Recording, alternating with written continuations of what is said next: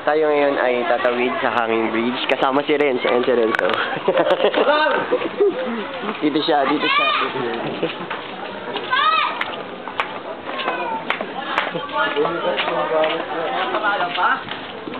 On the way to Hanging Bridge.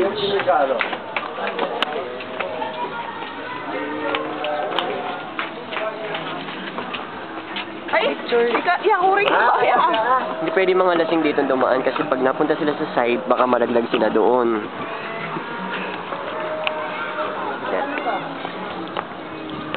Kailangan pag sumasayo yung tulay, sumasayaw ka din kasi pag hindi ka sumayaw, malalaglag ka.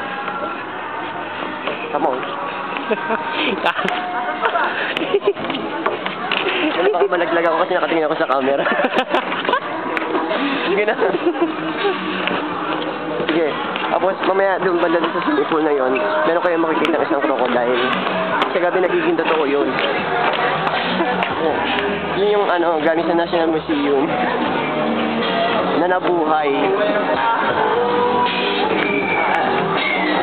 May papakilala ko sa inyo. Pala si Spider-Man. Tignan niyo yung bukol, ang laki-laki ng bukol niya sa baba. Tapos, ano na yung crocodile?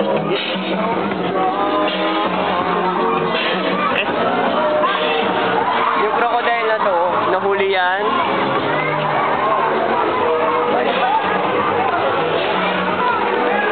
Yung crocodile na to, nahuli ni Superman. Nahuli ni Superman. Yan. So, hindi naman siya, harmless naman siya kasi hindi siya gumagalaw sa gabi lang. Kung mapapansin din ninyo, merong isang napakalaking aso dito. Ito yung aso nila rin. Nakawala. Yung aso nila rin siya, natakot kasi natakot kakatayin namin kasi. Kaya natakot. Nanigas na siya sa takot niya.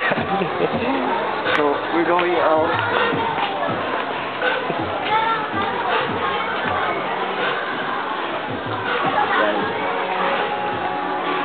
So, papakilala ko naman sa inyo yung naging kabit ni Renz. Meron siya naka-stay in one night. So, diba? Siya si Madonna. Madonna ba to? Tama. Tapos ito naman yung airplane na ginamit sa sa Les Miserables. Sa Miss Saigon. Picture naman. Picture naman.